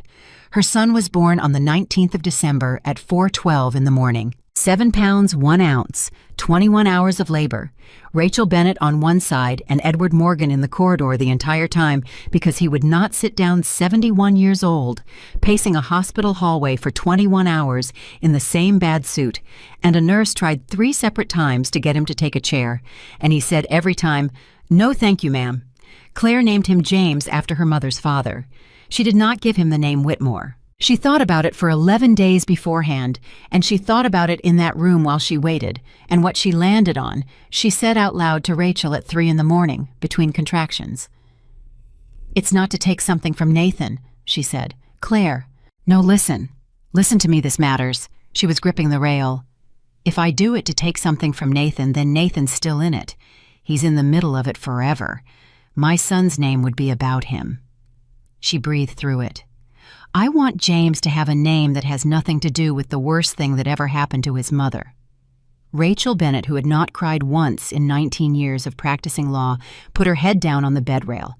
At 4:12, they put him on Claire's chest. And Claire Morgan looked down at her son, and here's what nobody tells you. Here's the thing. She was still trying to explain to people 20 years later. She didn't feel triumphant. She didn't feel avenged. She felt something else entirely, and it went through her like a current, and it was this. "Oh, you didn't cost me anything." That's what it was. That's what she'd been afraid of for 8 months, and hadn't been able to say out loud even to Rachel, even to her father, even alone at 3 in the morning. She had been terrified in the deepest floor of herself that when they handed her this baby, she would look down at him and see Nathan's face, and feel the whole thing all over again, that he'd be tainted, that she'd been carrying the wreck of her life around inside her body for 9 months and would have to look at it every day forever. And instead there was a completely brand new person on her chest who had never been humiliated on a staircase, who had never signed anything, who had never had to be agreeable, who did not know a single thing about Whitmore Technologies, and who was at 4:12 in the morning on the 19th of December screaming his head off about it. "Hi," Claire whispered. "Oh, hi." Her father came in at 4:40. He stood in the doorway. "Dad, come here. I'll get my hands washed." "Dad, come here." And Edward Morgan crossed the room and looked down at his grandson, and his whole face broke, and he said in a voice Claire had heard exactly twice, once at a funeral, and once in a kitchen in Connecticut, "Well, look at you. Do you want to hold him?" "I do," Edward Morgan said. "Very much. But I'm not going to for a minute because I'm going to remember this for the rest of my life, and I want to remember it with him right there." Nobody said anything for a while. Then Claire said, "Dad." "Yeah, sweetheart. He was born at 4:12 in the morning," she said, "and his father doesn't know." Edward Morgan didn't answer. "I'm going to tell him," Claire said. "I want that on the record. I'm going to tell him today, and he's going to get every hour a court gives him, and I'm never going to say one word to this boy against his father as long as I live. Not one. He gets to find out for himself in his own time at his own speed, and if he decides he loves the man, that's his right, and I'll drive him there myself." "Okay," her father said. "But he doesn't know yet," Claire said, and her voice finally cracked at 4:40 in the morning after 21 hours. "And for 1 hour, Dad, for 1 single hour, I'm going to have a son that Nathan Whitmore has never been in the same room with. That's all I want. 1 hour. Is that a terrible thing?" And Edward Morgan said, "Claire, take 2. She called Nathan at 6:35 that morning. He was there in 40 minutes. He'd sold the car by then. He came in an Uber, and he stood in that doorway in a coat that cost more than the nurse made in a month and looked at his son, and Claire watched his face very carefully because she had promised herself she would watch it. Something was there. That was the truth, and she told it that way for the rest of her life, and it never got easier to say. Something was actually there. Nathan Whitmore looked at his son, and his eyes filled and his hands came up, and he said, "Oh my God," and he meant it, and Claire saw it, and it was real. And then 41 seconds later he said, "He's got my chin."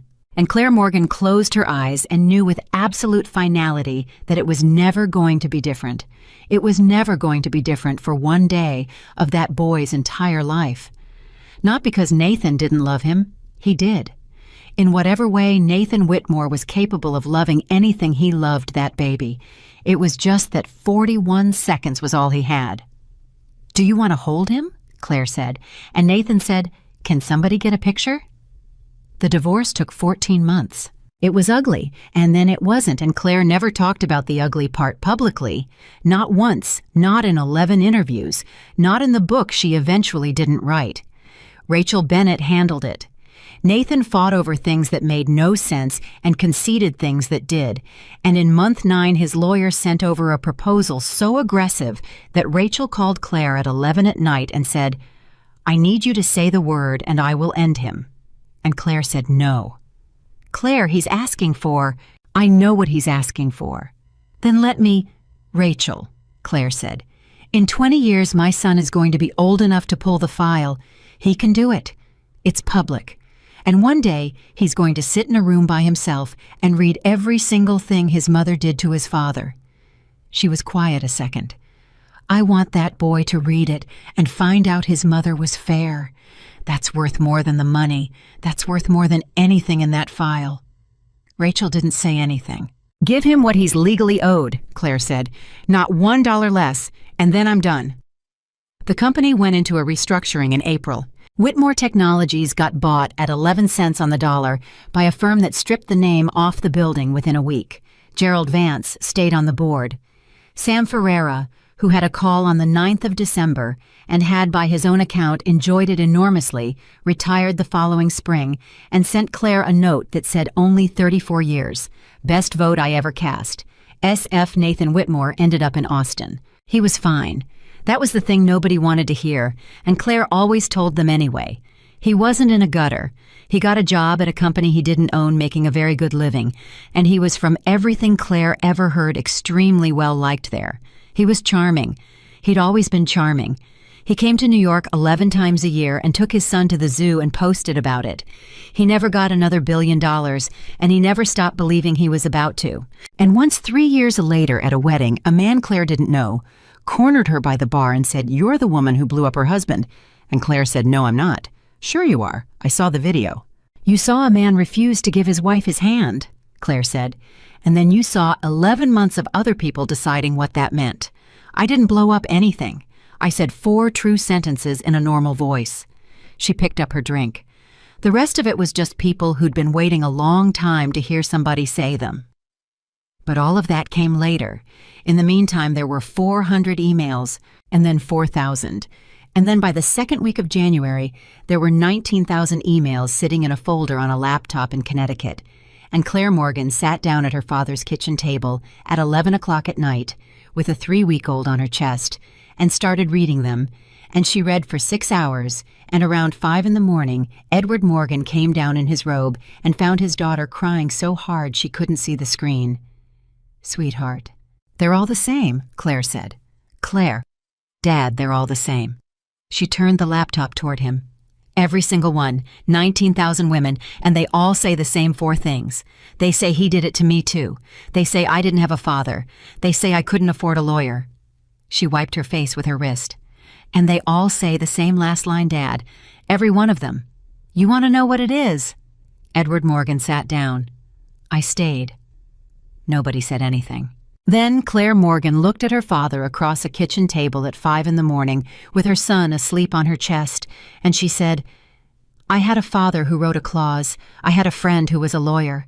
I had a room with a vent in it, and a husband stupid enough to hand me a microphone." Her jaw set. "Dad, I had everything. I had every single advantage a woman could possibly have, and it still took me 6 years and a staircase."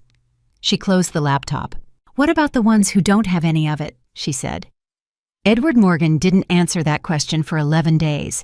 That was the thing about her father that Claire had spent her whole life failing to explain to people. He didn't argue. He didn't reassure. He took a question home the way a man takes a rock home in his pocket, and he turned it over for a week and a half, and then, on the 16th of January, he called his daughter at 7 in the morning and said, "Come to Connecticut, bring the boy." "Dad, it's 7. "I know what time it is," Edward Morgan said. "I've been up since 4. She drove up with James in the back and found her father at the kitchen table with 3 legal pads and a cold cup of coffee, and a face she had seen exactly once before at a hospital on the worst night of both their lives. "Sit down," he said. "Dad, Claire, sit down because I've done something and you're going to be angry and I want you sitting." She sat. "You asked me a question," Edward Morgan said. "You asked what about the ones who don't have any of it. And I've been chewing on it for 11 days, and I want to walk you through what I found, and then I want you to tell me to go to hell if that's what you want, and I'll do it." "Dad, what did you do?" "I had a man run the numbers," her father said. "A real one, not a foundation guy. A guy who does diligence for me when I'm putting 8 figures somewhere and I need to know the floor." He pushed a legal pad across the table. "Claire, do you know what the number 1 reason is that a woman stays? Money." "No," Edward Morgan said. "Everybody thinks that. It's not that." He tapped the pad. "It's the first 4 days." Claire looked up. "She leaves on a Tuesday," her father said, "and by Saturday she's got no lawyer, no filing, no order, no plan, and she's sitting in a motel with 2 kids and $41, and he calls, and he's sorry, and he's crying, and she goes back, not because she's weak, because there was nothing in those 4 days. There was a hole in the world where the help should have been, and she fell in it." He sat back. "It's not money, sweetheart. It's speed. Everybody in this country builds shelters and hotlines and support groups, and God bless them. But there's nobody standing in the first 4 days with a lawyer and a filing and a piece of paper that says, 'You are not crazy, and here is what happens next.'" Claire stared at the pad. "So I bought one," Edward Morgan said. "You what?" "There's a legal aid outfit in Queens," her father said. 11 attorneys, 4 of them. Any good been running on fumes since 2019. I wrote them a check on Monday, and they have no idea where it came from, and they never will." He shrugged. "That's not the part you're going to be angry about. Dad, the part you're going to be angry about," Edward Morgan said, "is that I put it in your name." Claire's mouth opened. "Not the money. The money's anonymous. The money's mine. The money's got nothing to do with you." He looked at her steadily. "The building is in your name, Claire. There's a lease and there's a board seat with nobody in it, and there's a phone that rings, and I did all of it in 11 days without asking you. And if you want to walk out that door and never speak to me about it again, I'll unwind the whole thing by Friday, and you'll never hear the word again." "Why would you do that?" "Because you asked me a question at 5 in the morning. Edward Morgan said, "And then you closed the laptop." Claire didn't say anything. "I've watched you close that laptop your whole life," her father said. "You closed it on the magazine. You closed it on the fellowship. You closed it in 2019 when you found out he'd told his board you were quitting before he told you, and you came up here and you sat in that exact chair, and you said, 'It's fine, Dad, it's not the right time.'" He leaned forward. "I have never once in 32 years seen my daughter want something out loud. Not once. And at 5 in the morning on the 9th of January, you wanted something out loud, and I'm 71 years old, and I'm not going to sit here and watch you close it." "But, Claire Morgan put her face in her hands. "I don't know how to run anything," she said. "You ran a 2-minute speech in front of 540 people," her father said, "and took $1 billion off the table with it. That's not the same." "No," Edward Morgan agreed. "That was harder." She named it The 4th Day. Nobody understood the name. That was the point. For 11 years, every single person who ever wrote about it asked her what it meant, and Claire told the story every single time, all of it the motel, and the $41 and the phone call on Saturday, and it never got shorter, and she never once let anybody put it on a plaque. It opened on the 11th of March with 4 attorneys and a phone number and no press. That was Claire's condition, and she was immovable about it. Rachel Bennett fought her for 6 weeks. "Claire, you have 19,000 emails and 11 million views and a name that is currently worth something for about 9 more months. So use it." "Rachel," Claire said, "if we open with press, do you know who calls that number on day 1? Reporters, producers, women who want to be on television." She shook her head. "The women I want don't have a laptop. They've got a phone with a cracked screen in a Duane Reade parking lot, and 40 minutes before he notices, she's gone. She's not calling a headline. She's calling because her cousin's hairdresser wrote a number on a receipt." Rachel opened her mouth. closed it. "That's the best argument I've ever lost," she said.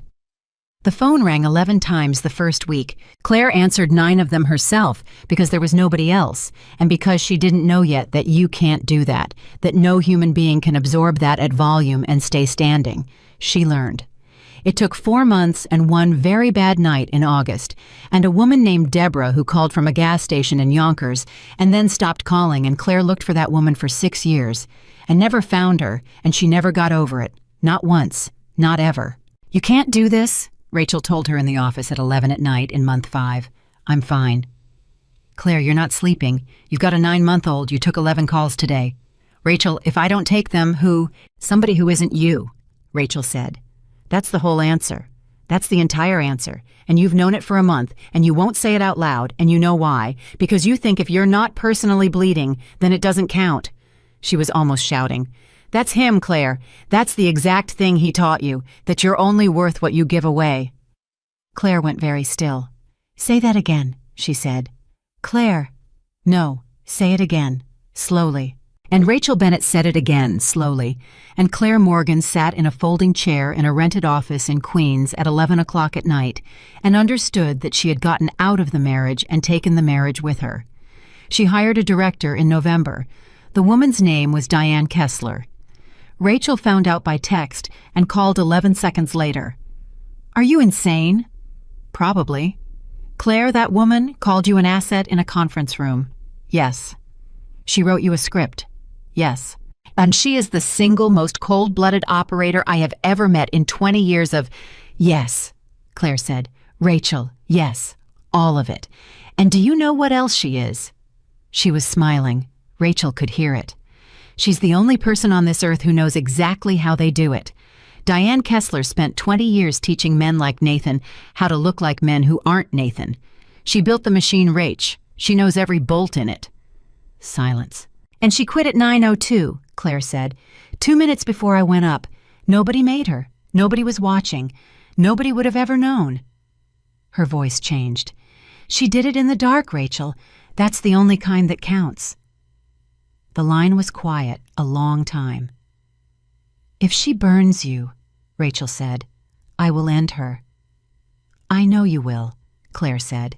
Diane Kessler walked into that office on a Monday, looked at the phone system, looked at the intake forms, looked at the 4 attorneys and said, "This is amateur hour, and I'm going to fix all of it, and none of you are going to like me."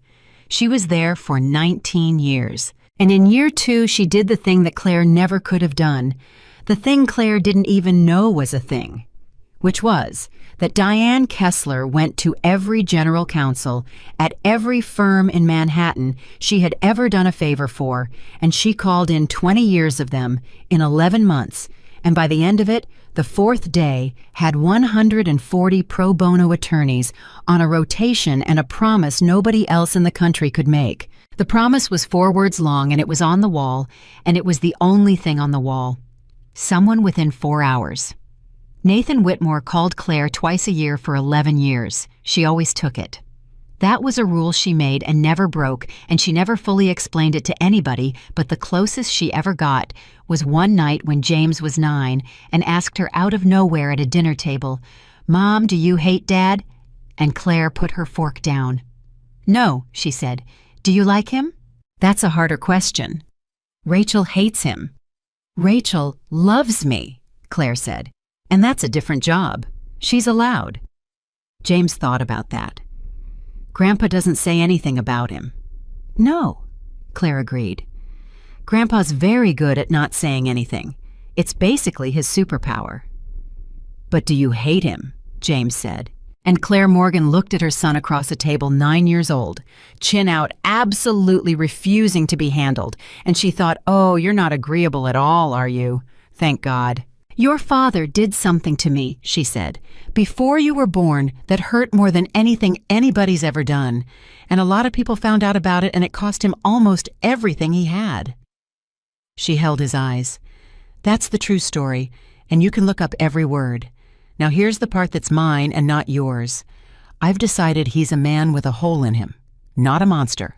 A hole. And I've decided I'm not going to spend 1 hour of my life being angry at a hole." She picked her fork back up. But that's my decision, James, about my life. You get to make your own, and whatever you decide about him at any age for any reason, I will never once argue with you about it. James was quiet for a while. Then he said, "That's a really annoying answer." "Yeah," Claire said. "I've been working on it for 9 years." Edward Morgan died on the 4th of April, 12 years after the ballroom. He was 83. It was fast, which he'd have wanted, and it was at home, which he'd have wanted, and it was in that kitchen, which nobody could have planned, and Claire got there in 90 minutes and was holding his hand for the last 40. He said 3 things. The first was about the lawnmower, and it made no sense, and Claire laughed and cried at the same time. The second was your mother's chair, and the third one at the end when Claire had her forehead on the back of his hand, 10%. "What? Keep the 10. Edward Morgan said. Those were the last words. 4,000 people wanted to come to the funeral. Claire had it in a church in Connecticut with 60. No press, no board, no firm. 4 rows of family, 2 rows of fourth-day staff, and a man in the back nobody recognized who turned out to be the guy who serviced the lawnmower twice a year and had come on his own and stood the whole time. Claire spoke for 4 minutes. "My father was one of the wealthiest men in this country," she said, "and I need you all to understand that this had nothing to do with anything." She looked at the room. "When I was 7, I asked him what he did. He said I help people build things. When I was 19, I asked him why he never went on television. He said because then you'd be somebody's daughter instead of somebody." She stopped, steadied. "And when I was 32 years old and I sat in his kitchen and told him what my husband had done to me, do you know what he did? He offered to do nothing." Her voice cracked wide open. "He offered to sit in that chair and fix a lawnmower that didn't need fixing, and never say that man's name again because his daughter had asked him for one thing in her whole life. And he'd have done it. He'd have died in that chair with his mouth shut if I'd said the word." Nobody in that church moved. "Everybody wants to talk about the clause," Claire said. 19 months, $1 billion, the whole thing. "Fine. Here's what the clause actually was." She wiped her face with her wrist exactly the way he always had. "My father had 1 phone call. 1. He could have made 1 phone call, and that man would have gone to his grave thinking the market turned on him, and my father didn't make it. Because that's not a test, that's just a rich man deciding, and Edward Morgan did not believe he had the right to decide who his daughter got to love. She held the edge of the podium. "So instead he wrote a door," she said, "with a sign on it that said, 'Don't.' And he gave a man 19 months and every dollar he asked for and total freedom to walk past that door his entire life and never know it was there." Her jaw set. "That's my father. That is the whole man right there. He handed a boy who had nothing all the rope in the world and 1 written warning, and then he let him choose. And when the boy chose, my dad didn't gloat, and he didn't call, and he didn't lift 1 finger. He bought a $900 ticket and sat at table 4 and ate bad chicken and waited to see if his daughter needed a hand at the bottom of the stairs. She looked up. She did, Claire said, and he had one. That was the whole eulogy. The 4th day was in 11 states by the 15th year. Claire never took a salary. That was a thing that came out eventually, and she hated that it came out, and when a reporter asked her about it, she said, "Don't do that. Don't make that the story. I could afford not to take one. 99% of the people in this building couldn't, and they're here at 7 in the morning anyway, and that's the story." She leaned in. "You want a hero. Go ask Marisol at the front desk what she makes. Go ask her why she stays. Print that." They printed it. Marisol got a raise twice and 11 job offers and stayed anyway and worked there for 22 years. By the 20th year, the number was 211,000. 211,000 women in 11 states in 20 years. Somebody put that on a slide at a gala once without asking Claire, and Claire looked at it on the screen and had to leave the room. Rachel found her in a hallway. "Hey, I'm fine." "Claire." "I'm fine, Rach, She pressed her fingers to her eyes. "It's a number. They made it a number. Every one of those is a woman at a gas station at 11 at night, and there's a woman named Deborah who called from Yonkers in the 1st August, and I never found her. I never found her, Rachel, and she's not on that slide." "No," Rachel said, "she's not. So what's the number for? And Rachel Bennett, 61 years old, said, "It's for the next Deborah. That's it, that's all it's for. Some woman is going to see that slide in 11 years and it's going to be the reason she picks up the phone." Claire didn't answer for a second. Then she said, "Okay." "Okay." "Okay," Claire said, "but I'm not going back in there." "Nobody's asking you to," Rachel said. "Come on, I know a place. The chicken's terrible." Nathan Whitmore called for the last time when James was 19. It was a Tuesday. Claire was 51. She took it in her office with the door closed. "Claire." "Hi, Nathan." "He didn't call me back," Nathan said. "James, I called him 3 times. He didn't call me back." "I know." "Did you say something to him?" And Claire closed her eyes, and 11 years of practice held. "No," she said. "Claire." "Nathan, I have never said one word to that boy against you, and I never will, and you know that because you've been checking for 19 years. She kept her voice level. "He's 19. He's got his own opinions. You're going to have to go get them from him." Silence on the line. Then Nathan Whitmore said quietly, "He's got my chin." And Claire Morgan sat in her office with her hand over her mouth because she had not thought about that sentence in 19 years, and it went through her like a knife. And she understood finally with total clarity that Nathan didn't remember saying it, that he had said it in a hospital room 41 seconds after meeting his son, and it had meant nothing at all, and he'd said it now because it was the only thing he had, because it had always been the only thing he had, because there had never been anything else in there. "Yeah," Claire said. "He does." "Claire, I'm asking you for help." "I know," she said. "You always do." She wasn't cruel about it. She wasn't anything about it. That was the part that had taken her 20 years to earn, and she still couldn't explain how she'd gotten there.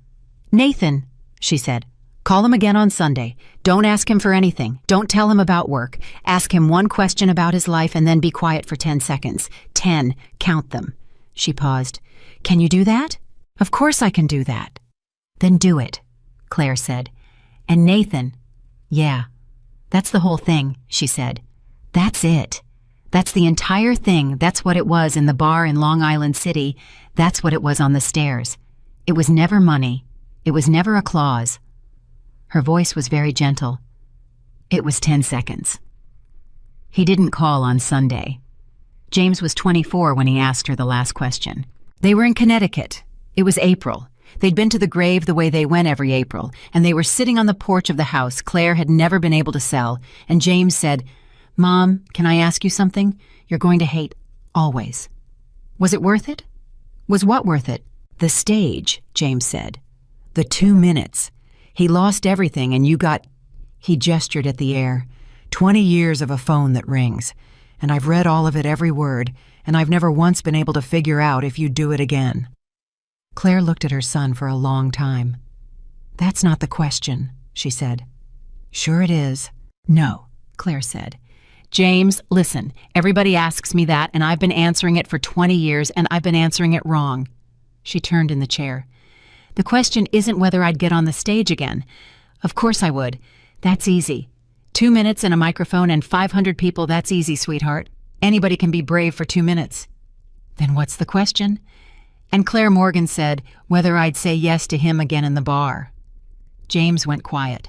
6 years, she said. 6 years, James. That's not 2 minutes. That's 2,000 days of getting up and making a decision over and over and over to be a little smaller than I was the day before. Nobody humiliated me on those stairs. He just said it out loud on those stairs. I'd been doing it to myself in that house for 6 years, and nobody needed a camera. Mom. And here's what nobody wants to hear, she said. And it's why I've never said it in an interview, and I'm going to say it to you once, and then never again. She held his eyes. I'd say yes to him again. What? I'd say yes in the bar, Claire said.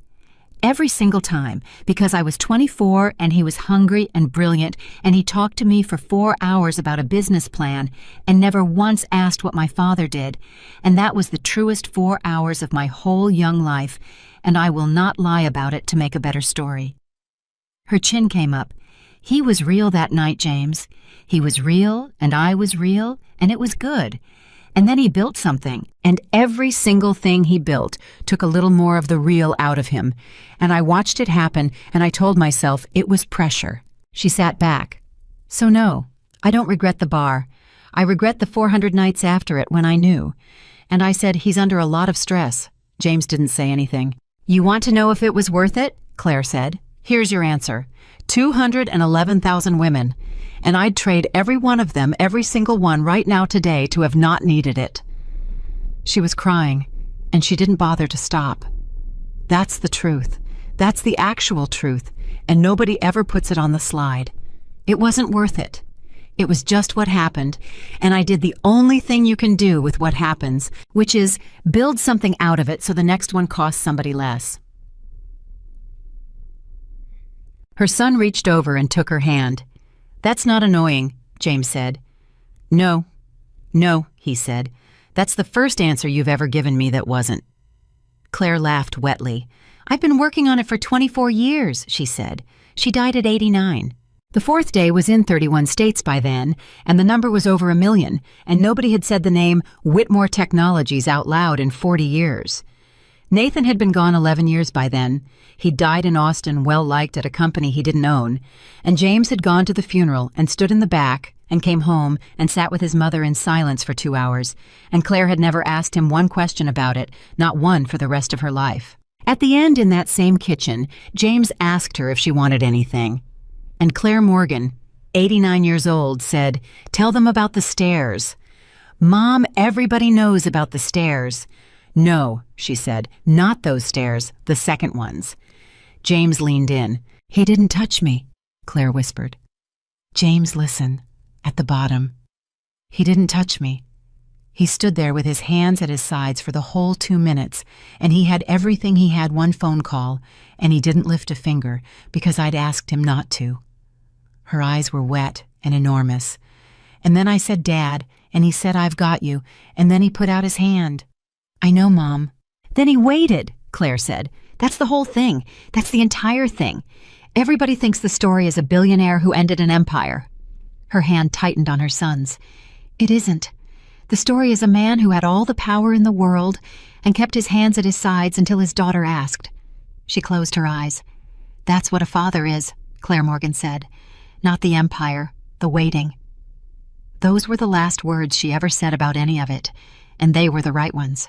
Because Nathan Whitmore built a billion-dollar company and lost it in a single evening, and every man in that ballroom went home and told the story wrong for the rest of his life.